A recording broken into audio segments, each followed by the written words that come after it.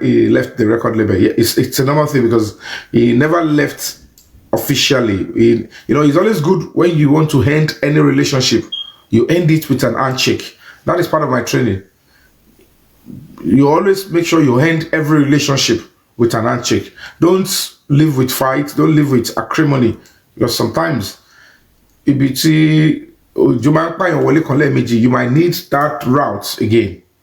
You might need that route again. So it's quite important that you take your time to sequence how you will leave a particular platform that you are benefiting or you've benefited from. So I think it is safe to believe that at some point he's already have a mental stress issue. A lot of things. Okay, with the 10-year stuff, I think it is at this point. It is at this point that people close to him are beginning to think that this guy is losing it. So we do I think it is at this point, when people they don't know how to manage this kind of situation. Maybe he's now added drugs intake with it. I don't know, but I can see when I want to Yahweh. Everybody Yahweh going for art substance. And you can imagine this kind of children when you tell them this is not the kind of life you guys should live. With education, with degree, you're still there taking hard drugs. Hard drugs like it's water. So they will do a whole lot of things to keep to keep themselves afloat with those hard substances. You know what I'm saying? Okay, I'm coming. So basically, I think it is at that point somebody very close in the family have been planning not to waste away that boy, whether it's career or whether it's destiny. But like I said from beginning, but please underline that it's not that because I said it, but I'm looking at domestic violence, rituals, and a part cultism in this reason why Mohbad was unalived. And I'm beginning to also look into the activities. I'm looking at the activities, I look at number one, Adura wanting to speak up. The mother is being the one saying, don't speak. They will take your life. Do you know they want to kill my son? They want to do this. And the question now is this. If you have to think critically along with me. Is it possible that it is the nurse that Mohbad never knew will be the one to come and buy Adura if he speaks the truth? And what is the truth that Adura saw that we all don't know according to the script they gave us, that nurse came in and injected Mohbad? If what happened in that house, nurse coming in to inject Mohbad, she bought this on TV station, who bought him? That is to tell you that is not the truth, that Adura is being prevented from speaking. It can never be that Adura wants to tell us some nurse came into the house after Mohbad has crashed and injected him and he died. No. That would never be the reason why Mohbad. And even Fola Shadi said, the truth that we're expecting Adura to speak, where is the security that is being provided? And again, don't forget,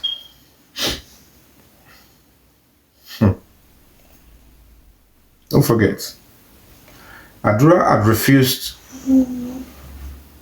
to go to the father.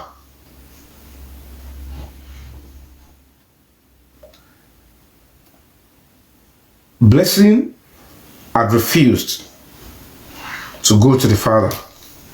And I keep telling you, the role the Baba played might not be connected to what ended Mohbad's life. But it's looking like the Baba played a part at that end bit, or wanted to do something with Mohbad at that end bit, that if they should speak out, bóyá yẹn gan ló pẹ̀lú tó ba àwọn ọmọ yẹn lẹ́rù tó fi sá fún bàbá wọn. Something is telling me the Baba played a path. It might just be from taking the body to Ikorodu and the burial and what happens afterwards. And that scares the children. But I know it's just not ordinary for the children to distance themselves. Because these are the children that were there at the burial and the blessing was throwing substance. She had not seen anyone by just substance. Let's be honest with ourselves. If Mohbad even died in the hand of a nurse, we are meant to see Adura, Umi, Ugoe beside the, gravesite and crying, holding themselves. There will be that pain written all over them. And I still ask, why bury him on a land he has given for a church? Why go bury him on the same land he has given for a church? Ó ti fún yín, ó dẹ̀ ti fún jọ, ó ti ní kẹlẹ́, ó ti fún bàbá ẹ̀. Nǹkan ilẹ̀ tó ti fún bàbá ẹ̀, ilẹ̀ tó ti fún yín gan ẹ̀ nígbà láti fi sin ọmọ yín mọ́. Because church ilẹ̀ fẹ́ kọ́ síbẹ̀. And then, kí ló dé tẹ́ fẹ́ ṣe lóòkú òru? Because if the Baale could come out and said, Baba yo de parona, are we going to be saying everybody is lying? The Baale said, I stopped it because it no lumini, all my jari no konga. So and if you look at the way they want to throw substance, it is still normal. Those are the times probably Adura would have, or whoever, because Blessing might be representing somebody in that family.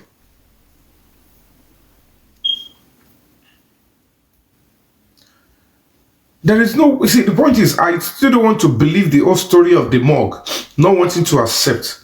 Because the reason why I'm not going to believe the whole story of the morgue, not wanting to accept this, you need a doctor report or a police report to deposit the morgue, body in the morgue. And there is no way when there was no fight between Wunmi and Baba Mohbad, as at the time Baba got to the house. That is, what would be the reason why Wunmi should even move doctor report? We should all think about it. What would be the reason? Because at the end of the day, what will be in the doctor's report is Mohbad was BID. That you think auto commentary pẹ̀lú cause of death. She wanted for any report what actually led to the death of this person. That is what we're going to tender at the mortuary, and then they will accept the body pending further actions. So we are now asking, why would Wunmi not want to drop it? Is it because there is no way any hospital, at that hospital, Perez would have written any other thing other than BID? So there is no need for her to hide it, because it would have been different if Mohbad was taken to Perez Hospital alive, and the report would now want to come to say Mohbad had a gunshot wound or a stab wound, and the Baba will now say, gunshot, who shot my son, who stabbed him? Then he will know that somebody unalived him. But the only thing that would have been on the doctor's report would be BID. We received this person and it was BID stage 3. So that report alone is enough to they won't say you should keep the body at home. They only need a document that referred the body to a morgue. Then that hospital, police can go and investigate if they want to know further. There is no way they will not, because from beginning they told the Baba that Mohbad was not feeling fine and is in the hospital, and later they said, Baba said they called him and said, go back, he's done better. They never said to tell her, they never told Baba that they are treating him in the house, because Baba said when they got to the Osaka, London, he was asking, which hospital are you guys? So that means, the Baba knew that his son was already in the hospital. But the question is, I am still not making, it's not making sense why somebody will tell me Wunmi refused not to release the doctor's report. There is no basis for her to hide it. So the doctor report not being released is not even adding up again, as far as I'm concerned, because it's a deliberate attempt. It's part of the script. They all agree because there was that synergy and agreement before the. If there was a fight, if there was a disagreement on the cause of death and those things Baba said, if you approach one police station, you go to another, or you say, can you just leave the body there? Especially when they've already packed the body in the ambulance. You know what? And not even stops you from walking out on your own. If you know that this case, I cannot decide on it, I can't put laws into my hands, it's tricky, I don't know what happened to my son, they've already embalmed him before I come, it is okay for a father to say, okay, let me call one or two of my family members so that we can decide. Then you walk out. Then you go and look for a police station and complain. You understand? So it's very simple. We prefer to outsource that kind of decision. So now it's quite important to understand that we need to get clarity and let more kilo far, because this is the stage where these are the things that police never did at the earlier stage. And if we are Mohbad's public now and we are doing the right thing, police will have to establish that fact that, number one, where is the doctor's report and why was it not presented at the morgue? So whoever that was holding that particular doctor's report would have to come forward to say, yes, I choose not to release it. Why? If you care so much about your man, why do you deny the family, particularly the father, the doctor's report? Despite the fact that there is no way anybody will know that you cannot take a body to hospital, whether alive or they're dead.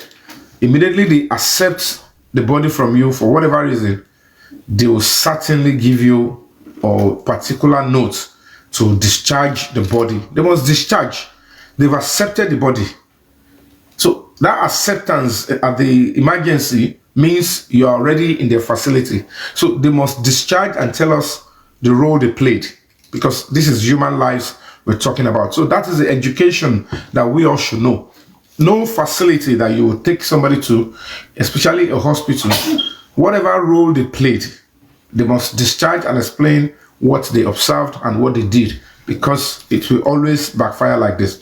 So in case of next time, if anybody is going to tell you, oh, because you are not in good frame of mind, you abdicated such a very vital document, please don't tell us, because the law enforcement might not reason along with you that is a tenable alibi. You must be willing and ready to say, okay, fine, thank you, this is the observation, can I have your official report so that I can keep it as part of the document? And then if you're going to pay for that, you pay for that little service, and then you'll be done. You're out of a place, because that hospital is not a charity organization. It's a hospital that is, it's a private facility. Even if it's a public hospital, they will still have to discharge the body. Since they've accepted the body, they will discharge. If you don't wait to collect it, they will write it down and keep it for you. Wait, so by the day you will come and get your document. In case you people are not, stable, you're still shaking, so you can easily come back and retrieve the document. But it is a standard procedure. So now let's now look at it again. Is there something that the two children were made to do, or they saw that scared them?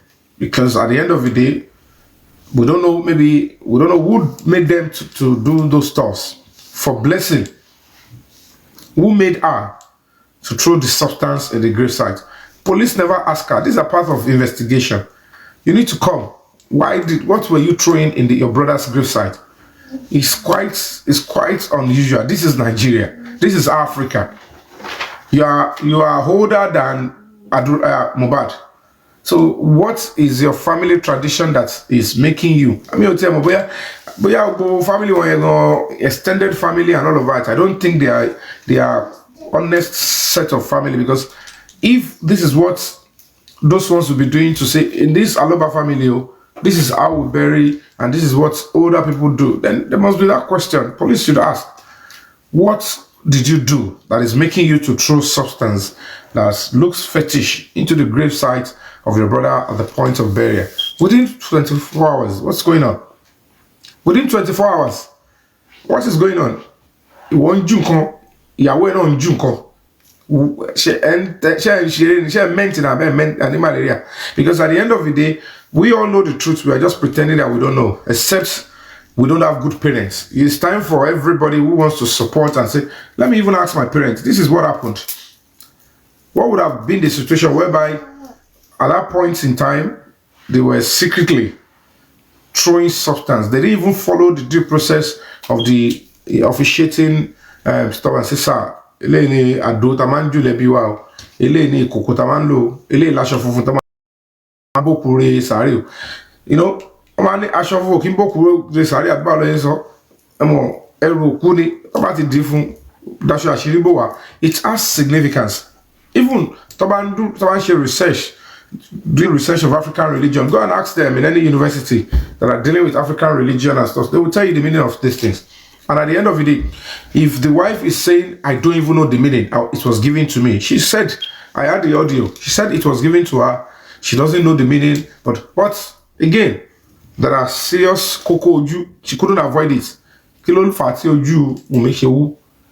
These are trajectory that we should look at. The driver said when we arrived from the vehicle, they fought till they got home. Spending confirmed that even Wumi dropped the child on the floor because they were fighting. I don't know what police are doing. And then at the end of the day, the driver said, when we got home, I told you categorically, hello, please, you guys should not go and fight inside.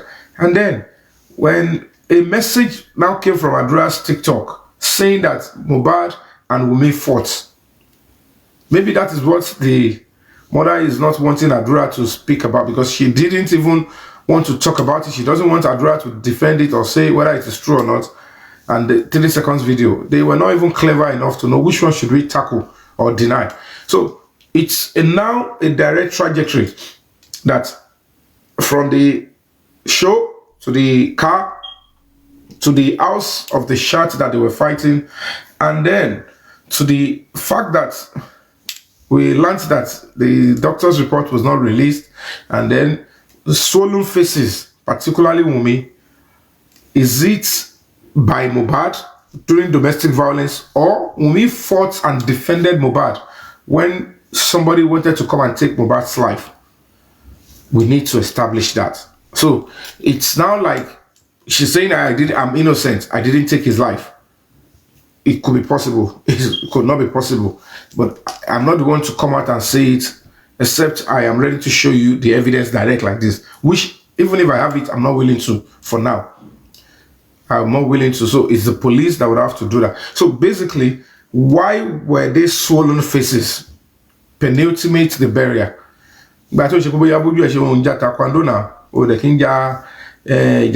So why were you having swollen faces like somebody attacked you physically? These are the trajectory that are available even for the likes of Yabo Ojo and Toto Dike. But the world we live in, I don't know why they choose to now pitch, took it somewhere else. So when you look at all this trajectory and the terrible silence from Wumi's parents, the father and the mother, is quite a whole lot. It passes a whole lot of message. Forget about it.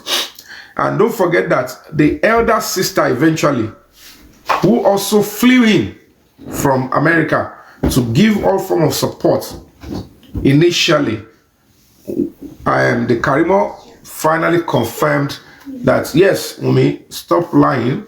I'm aware that you fought your husband, and that was why the railing of the house got broken. And those are serious pattern of, establishing the truth. And that is why we have to look at it and say, this is the society we live in, and this is how we should be able to uphold the tenets and tentacles of justice and human rights. So when you look at it, position law, and with this we've seen, that is a clear-cut case that Police cannot tell us anything else. And that is why we need to come out. We need to troop out on the 11th.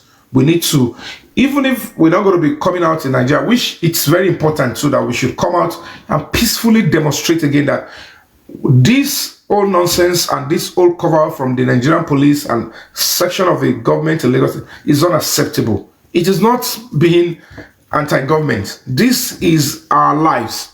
This is you. You need to picture yourself as a victim, and the only victim in this case is Mohbad. So when you look at that trajectory, and then the fact again that later on the driver said as at 3 a.m. after they got into the house, 3 people rushed out